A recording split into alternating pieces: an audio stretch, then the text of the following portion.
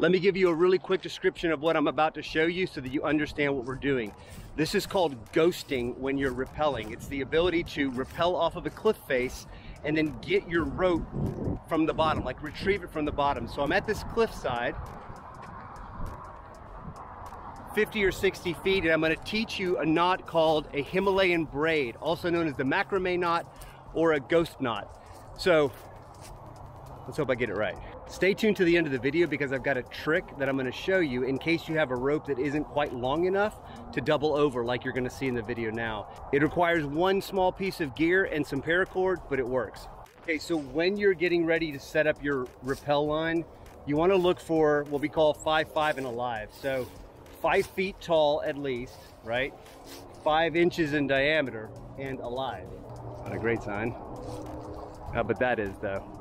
Yeah, there we go. It's green, it's alive. So this will work for what we're gonna do. I got my buddy Ryan here and his son Sam, and they're gonna help me hopefully be safe as I use this Himalayan braid. You guys ready? Ready. All right, here's the Himalayan braid. So you go around the back and we've got our rope here. You're gonna take a bite of rope and you're gonna take one piece through the loop and you'll pull it, okay? So now I've got this extra loop here, right? I'm gonna pull the other rope through and pull this snug. Then grab this, pull it through, and pull this snug. We're gonna do this 8 times. So that's 2, 3, 4, 5, 6, 7, and 8. Now on the 8th pull, you want to carry a big loop out.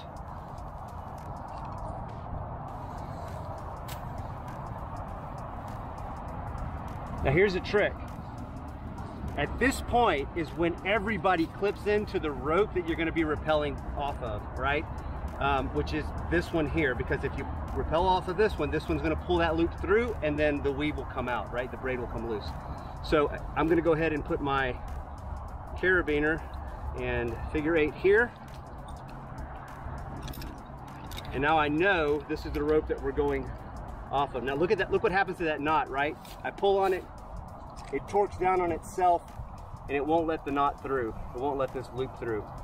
So in the event that you've got multiple people that are rappelling, everybody clips into the rope that's going to be used to rappel down. But before anybody goes down, you go ahead and just do this safety backup. Now, this works for everybody except the last guy. The last guy that goes down has to unclip this, right? So that from the bottom, we can pull the braid loose and get our rope back. Okay, Ryan, your life depends on this knot. Go. It does. All right, let's see. Let's see what happens. All right. Now you've worked with me on it a few times, so let's see if I remember. It's like 40 times. All right, so we go around. Good. Pull it through and cinch it down.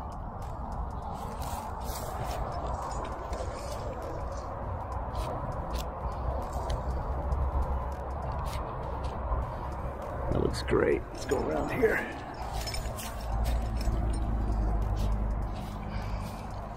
That looks fantastic. Imaginary carabiner clipped on here. Clipped onto there. Okay. And then pull this, make sure that this is when it's tight, which it is. All right. Just to make sure you pull this, make sure it slides a little, which it does. Yeah, and then cinch back down. Yeah. So then we put our figure 8 on this one. Got it? Correct. Yeah. So we would go ahead and clip our figure 8 here because we know this is the one that's going to be used for rappelling, and that would be carabinered off just temporarily until the last guy puts his rope on the line for real. Thank you, man. That's great. Appreciate it. Okay, now that I'm done and I'm ready to start rappelling, what I'll probably go ahead and do is, because the rope kind of curls around itself as you're making the braid, I'll go ahead and pull one leg of the rope back up the cliffside so that I can untangle it. You don't want to leave it like this, okay? For today's demonstration, Ryan is going to go down and he's going to belay me as I go over the edge. and then we'll pull the rope down. I do want that piece of safety just this first time at least. Obviously in real canyoneering, when you don't have, the first guy that goes down has no belay. So.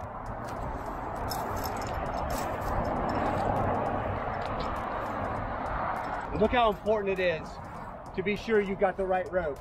That's why you put your device on there first before you do anything else. It's beautiful looking, isn't it? All right, Ryan, you ready? Ready. It's all fun and games and it all looks great on paper, but it's not until you go over the edge that you know 100% that you got it right. I cannot stress how dangerous this knot is.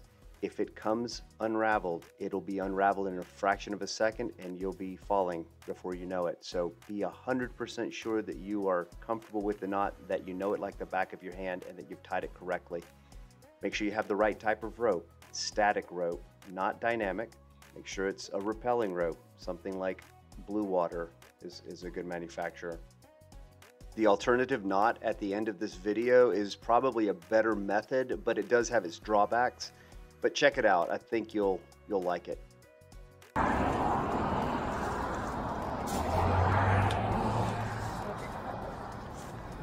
It worked! Nice! All right, now hold on. Let's get the rope down. That's the biggest test. All right, ready? Ready. I'm going to show you this whole process without too many edits because I want you to see how difficult it was to get the rope down. We were successful, but it did take a little bit of work.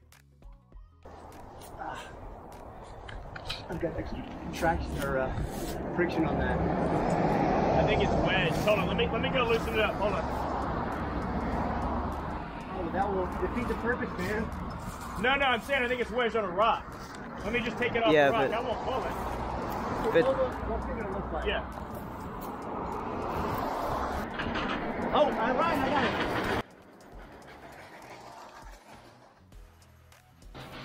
Here we go. Here it comes.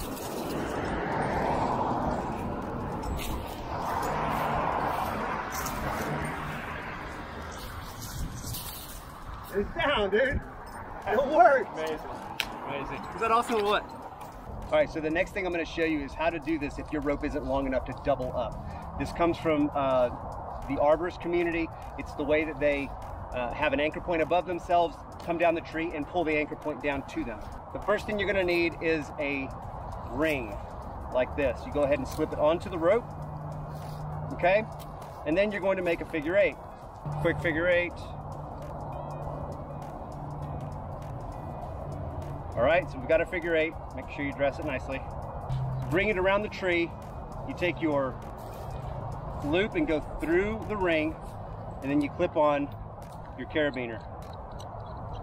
Now, this tightens right down against the tree. You connect your 550 paracord to your carabiner, and you take this, throw it over with you, or take it down with you. When you're at the bottom, you pull the 550 paracord, and it's going to pull that loose. You would essentially drag the rope all the way back up the cliff and back down to yourself, and you'd have it in hand. This does come with its own set of challenges because of friction on the rope, friction against the edge of the cliff, but it does work. I would use this in a situation where you have an anchor point that's very close to the cliff face. And that's it. Hey, here's a photograph of some of the rings that I've used in the past. These work great.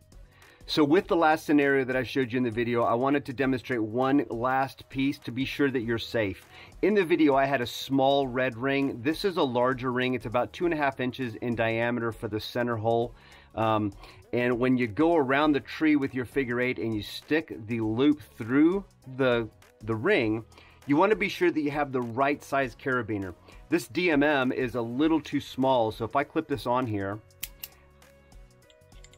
this side of the carabiner will work so long as it never moves. But if something happens, if I load and unload the rope and the carabiner happens to drop down or spin itself around, with this size ring, it'll actually end up against the gate, and that is a dangerous position to be in. So do not use a carabiner this size. You want to be sure you have a carabiner that has a wide enough end to jam correctly. Now this is a good carabiner. This is a 𝐵𝐻𝐿 OK is what it's called, believe it or not. So this is a good one. It's all right. It's not terrible. I mean, literally, like no matter how you put it, you're right, not too close to the gate. But personally, I like this Black Diamond, which has just got a really wide end on it on this side. But you know, again, we are getting kind of close to that gate, so that's a bad spot to be in. I did use this one for the red ring, which is okay because that red ring is way too small to get to the gate. So I would probably end up using this 𝐵𝐻𝐿 OK, which is that's pretty good. I mean, really, no matter where you put it, it's going to end up kind of jammed in that side. You notice how this side of the carabiners, it dips down, so naturally the rope is going to pull it into that corner. So this is a good one for this idea. Just wanted to be sure you guys were safe if you decide to use that other option for retrieving your rappel line. That's it. Hey, so I hope you enjoyed the video, and remember, whatever you do today, stay adventurous, my friends. Later.